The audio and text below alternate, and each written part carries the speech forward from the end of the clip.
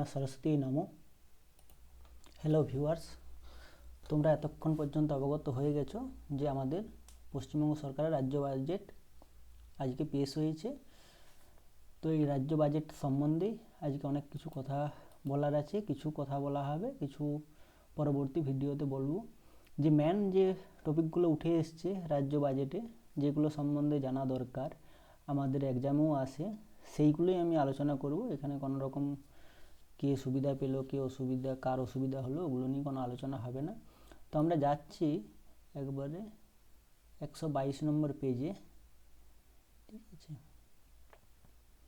এখানে হচ্ছে যে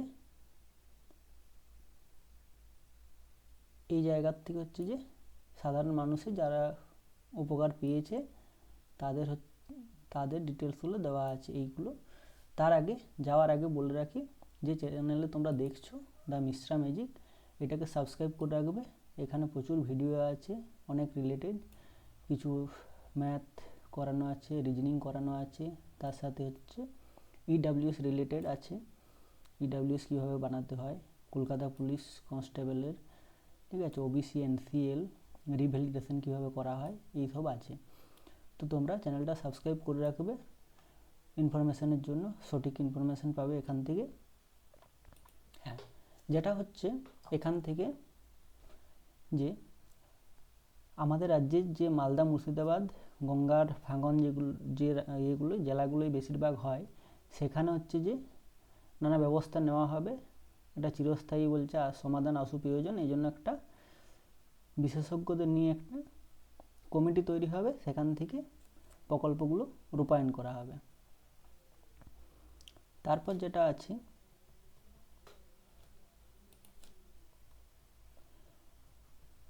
ছটা ইন্ডাস্ট্রিয়াল ইকোনমিক করিডোর তৈরি করা চলছে।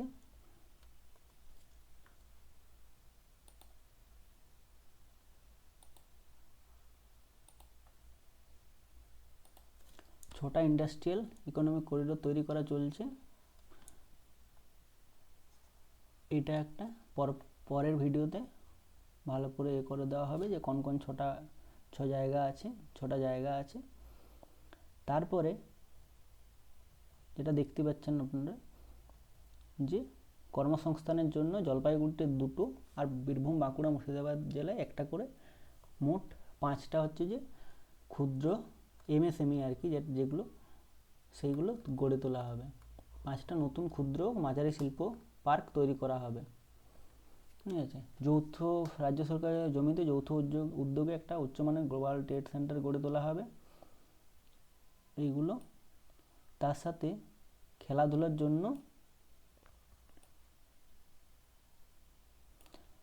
উন্নতির জন্য হাওড়ার, এইগুলো হচ্ছে যে অনেক সময় আমাদের কম্পিটিটিভ এক্সামে আসে, হাওড়ার ডুমুরজলা, এখানে হচ্ছে ইতিমধ্যে একটা স্পোর্টস সিটি তৈরি করা হয়েছে। আর একটা হবে কি, বারুইপুরে একটা কালচারাল সেন্টার, একটা সিটি তৈরি করা হবে, সংস্কৃতি শহর বা কালচারাল সিটি তৈরি করা হবে। টেলি একাডেমি গড়ে তোলা হয়েছে, সেই একাডেমিকে কেন্দ্র করে একটা কালচারাল সিটি তৈরি করা হবে। এরপর যেটা আছে যে বিভিন্ন শিল্প তৈরি করা হবে। তার সাথে হচ্ছে যে কিছু যে ইয়েগুলো আছে, যে আমাদের শহরগুলো আছে, ওইগুলোকে আরও উন্নত করা হবে। যেমন হাওড়া, ডায়মন্ড হারবার, এইসব যেগুলো আছে, বর্ধমান, দুর্গাপুর, বোলপুর, কৃষ্ণনগর, বারাসাত, রায়গঞ্জ, শিলিগুড়ি, বহরমপুর, মালদা, কল্যাণী, অন্ডাল, বাঁকুড়া, পুরুলিয়া, দীঘা, মেদিনীপুর, ঝাড়গ্রাম, নিউটাউন, এনকেডি এলাকা, গঙ্গারামপুর, কোচবিহার, জলপাইগুড়ি, আলিপুরদুয়ার, দার্জিলিং শহরে আধুনিকরণের প্রকল্প গ্রহণ করা হবে। এই প্রকল্পগুলোকে যে জায়গায়, ওই জায়গায় যে বাসিন্দা আছে তাদের কোনো অসুবিধা না করে এই প্রকল্পগুলো কীভাবে গঠন করা হবে, সেই জন্য একটা কমিটি তৈরি করা হবে। ওই কমিটি রিপোর্ট দেবে 2026-এ। সেই রিপোর্টের ভিত্তিতে হচ্ছে তার পরবর্তী কাজগুলো হবে। রাজ্যের হিমঘর, যেখানে হচ্ছে যে বিভিন্ন সবজিপাতি যে স্টোর করে রাখা হয়, কোল্ড স্টোরেজ যেগুলোকে আমরা বলি, সেই কোল্ড স্টোরেজে বর্তমান যে ক্ষমতা আছে 5.9 মিলিয়ন টন সবজিপাতি রাখার ক্ষমতা আছে। সেই দিক থেকে এখানে যেটা বলা আছে বাজেটে, যেটা বলা আছে যে পশ্চিমবঙ্গ এই নিয়ে দেশের মধ্যে প্রথম আর কি, এত মানে পরিমাণ স্টোর করতে পারে। আবার বলেছে যে 50টা নতুন কোল্ড স্টোরেজ তৈরি করা হবে। চা বাগান মালিকদের স্বার্থে কাঁচা চায়ের দামটা হচ্ছে যে আয়কর এই সবগুলো ছাড় দেওয়া হবে। ঠিক আছে, একই সঙ্গে চা উৎপাদন উপর লাগু শেষের উপরও ছাড় দেওয়া হবে, এইসব হবে। এরপরে কি হচ্ছে, আশা কর্মী যারা থাকে, আশা কর্মচারী, তাদের জন্য 1000 টাকা করে সাম্মানিক বৃদ্ধি করা হচ্ছে। আশা কর্মীদের জন্য আগে ছিল না, কিন্তু এটা অ্যাড হলো যে 180 দিনের যে মাতৃত্বকালীন ছুটি, প্রেগনেন্ট থাকার সময় যে ছুটিটা, ওটা তারা নিতে পারবে। এছাড়া হচ্ছে যে যখন কাজ করছে তখন যদি মৃত্যু হয় তাহলে এককালীন হচ্ছে তাদেরকে 5 লক্ষ টাকা আর্থিক সাহায্য দেওয়া হবে। এছাড়া হচ্ছে যে ওই যে 5 লক্ষ টাকা করে দেওয়া হবে, তার জন্য এই বছরে 100 কোটি টাকা বাজেটে প্রস্তাব রেখেছে সরকার।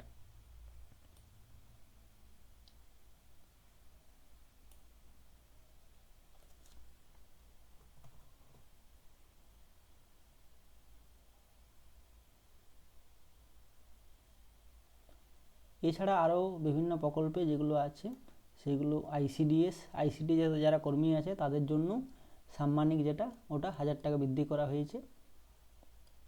এখানে দেখতে পাচ্ছি। এছাড়া যদি মৃত্যু হয় কর্মরত অবস্থায় তাহলে তাদের জন্য 5 লক্ষ টাকা দেওয়া হবে, 250 কোটি টাকা সেই জন্য বরাদ্দ করা হয়েছে। এরপর আসছে প্যারা টিচার, শিক্ষাবন্ধু, সহায়ক, সহায়িকা, সম্প্রসারক, এদের জন্য হচ্ছে 1000 টাকা বৃদ্ধি করা হয়েছে। কর্মরত অবস্থায় মৃত্যু হলে সবার জন্য 1000 টাকা প্রায় বৃদ্ধি করা হয়েছে। 5 লক্ষ টাকা করে আর্থিক সাহায্য পাবে যদি সে কর্মরত অবস্থায় মারা যায়। তার জন্য হচ্ছে যে তহবিলটা করা হয়েছে সেটা 110 কোটি টাকা রাখা হয়েছে। এছাড়াও হচ্ছে যে civic volunteer, village police, green police, যে জায়গায় যেগুলো আছে তাদের জন্য 1000 টাকা করে এপ্রিল 2026 থেকে 1000 টাকা করে বাড়ানো করা হয়েছে, প্রস্তাব রাখা হয়েছে। তারপরে সেটা হচ্ছে যে আগে কি হতো, যদি কর্মরত অবস্থায় মারা যেত তাদের ফ্যামিলি 3 লক্ষ টাকা করে পেত। এখন সেটা 3 লক্ষ টাকা থেকে বাড়িয়ে 5 লক্ষ টাকা করা হয়েছে। এই জন্য হচ্ছে 150 কোটি টাকা রাখা হয়, বরাদ্দ করা হয়েছে। গিগ অর্থনীতি, এটা নিয়ে একদিন বিস্তারিতভাবে জানাবো। তাদেরকেও স্বাস্থ্যসাথীর আন্ডারে আনা হবে বলা হচ্ছে, এটা খুব ভালো একটা উদ্যোগ। তারপরে কি হয়েছে, যে আগে যেটা ছিল যে মনরেগা যে প্রকল্পটা ছিল কেন্দ্র সরকারের, সেখানে তারই একটা এখানে মানে এখানে চলতো, সেটা হচ্ছে কর্মশ্রী। মনরেগা প্রকল্পের এখন নাম চেঞ্জ করে দেওয়া হয়েছে, সেটা হচ্ছে যে রামজি বলে কিছু একটা করা হয়েছে প্রকল্পটার নাম। তো এখানে ওই কর্মশ্রী যে প্রকল্পটা ছিল সেই প্রকল্পেরও নাম চেঞ্জ করা হয়েছে, সেটা হচ্ছে মহাত্মাশ্রী নামকরণ করা হয়েছে। ওই প্রকল্পের জন্য জব কার্ড হোল্ডাররা 100 দিনের কাজ নিশ্চিত করা হয়েছে বলছে, আর 2000 কোটি টাকা এই জন্য বরাদ্দ করা হয়েছে। এছাড়াও হচ্ছে যে ক্ষেত মজুরির জন্য 2000 টাকা করে 2 কিস্তিতে মানে 4000 টাকা করে দেওয়া হবে। ক্ষেত মজুর বলতে এখানে যে সকল ক্ষেত মজুরের নিজস্ব কৃষি জমি না থাকে, কৃষক বন্ধু প্রকল্পের সুবিধা পান না। কৃষক বন্ধুটা যাদের জমি আছে তারা পায়, কিন্তু যারা পান না তাদের জন্য এটা দেওয়া হবে, যে ভাগ চাষি বা অন্যের জমিতে হচ্ছে যে চাষ করে সেই সব ক্ষেত মজুরদের 4000 টাকা করে দেওয়া হবে। এরপরে হচ্ছে টিউবওয়েল, নদী সেচ ব্যবস্থা যেখানে আছে সরকারি টিউবওয়েল, সেখানে হচ্ছে যে কোনো রকম চার্জ লাগবে না, সেটা সম্পূর্ণ মকুব করে দেওয়া হয়েছে। এরপরে সরকারি কর্মচারী যারা আছে তাদের জন্য 7ম পে কমিশন গঠনের কথা বলা হয়েছে। কি বলা হয়েছে, 2025 সালে 31শে ডিসেম্বর হচ্ছে যে ষষ্ঠ যে পে কমিশনটা ছিল, 6 পে কমিশন, মানে পে কমিশনটা হচ্ছে যে যার আন্ডারে বিভিন্ন স্ট্রাকচার করা থাকে, যে এই স্ট্রাকচারে এই গ্রুপ ডি হলে, গ্রুপ সি হলে, গ্রুপ বি, গ্রুপ এ হলে এরকম স্ট্রাকচার অনুযায়ী বেতন পাবে। ওই যে পে কমিশনটা ওটা হচ্ছে যে শেষ হয়ে গেছে 31 ডিসেম্বর, এবারে আবার নতুন করে পে কমিশন করা হবে আর কি, গঠন করা হবে, ওটাই ঘোষণা করা হয়েছে। পেনশন প্রাপকদের জন্য আগে এটা ছিল না, যে হেলথ স্কিমে হচ্ছে 2 লক্ষ টাকার ক্যাশলেস সুবিধা, এটা পেনশন প্রাপকদের জন্য করা হয়েছে। এছাড়াও কি আছে, রাজ্যের সরকারি আধা সরকারি কর্মচারী মানে যারা যেসব কর্মচারী আছে তাদের জন্য একটা 4% দিয়ে ঘোষণা করেছে। এছাড়া আছে যে 21 থেকে 40, এইটা সব থেকে মানে এইবারে যোগ করা হয়েছে, যেটা বাংলার যুবসাথী প্রকল্প। ঠিক আছে, এই প্রকল্পটা শুরু হবে, যেটা বলা হয়েছে যে 15ই আগস্ট 2026 থেকে শুরু হবে। এই প্রকল্পের আন্ডারে 21 থেকে 40 বছর বয়সী মাধ্যমিক পরীক্ষায় যারা উত্তীর্ণ হয়েছে তাদেরকে এককালীন নয়, প্রতি মাসে টাকা দেওয়া হবে 5 বছর পর্যন্ত, 1500 টাকা করে এখানে দেওয়া হবে। এটা পরবর্তীকালে বিস্তারিত এই চ্যানেলেই ভিডিও দেব যে কারা আবেদন করতে পারবে। তারপরে যেটা হচ্ছে সবথেকে ফেমাস, আমরা সবাই জানি যে লক্ষ্মীর ভাণ্ডারে কতজন পান না 2,21,00,000 মা বোনেরা এই প্রকল্পের সুবিধা পান। ঠিক আছে, আরও এই প্রকল্পে কিছু মানে পেন্ডিং আছে, তারাও পাবেন আর কি। তাদের জন্য মানে এরপর থেকে যে ফেব্রুয়ারি 2026 থেকে 500 টাকা করে বাড়ানো হয়েছে। মানে যারা আগে 1000 টাকা পেতেন তারা 1500 পাবেন, আর যাদের 1200 টাকা ছিল তাদের 500 টাকা বেড়ে 1700 টাকা হলো। এই সবগুলো এই বাজেটে পেশ করা হয়েছে, বাজেটে বলা হয়েছে। অন্য ভিডিও এই রিলেটেড নিয়ে আসবো। আপনারা এই চ্যানেলটা সাবস্ক্রাইব করে রাখবেন, শেয়ার করে রাখুন। এরকম ইমিডিয়েট খবর পাওয়ার জন্য, তথ্যপূর্ণ খবর পাওয়ার জন্য এই যে পিডিএফটা যেটা দেখাচ্ছি এটাই আজকে আমাদের বিধানসভাতে পেশ হয়েছে। এই বেসিসেই যে কোনো কিছু আছে, এর মাঝে অনেক কিছু আছে। এই পিডিএফটা ওই দ্য মিশ্রা ম্যাজিক যে টেলিগ্রাম চ্যানেল আছে, লিঙ্কটা দিয়ে দেবো এখানে নিচে, the Mishra magic Telegram channel, ওই টেলিগ্রাম চ্যানেলে আপনারা পেয়ে যাবেন, আপনারা নিজেরাও পড়তে পারবেন টেলিগ্রাম চ্যানেলে। ঠিক আছে, ভিডিওটা বেশি লেন্দি না করে এখানে শেষ করলাম। টাটা আজের মতো।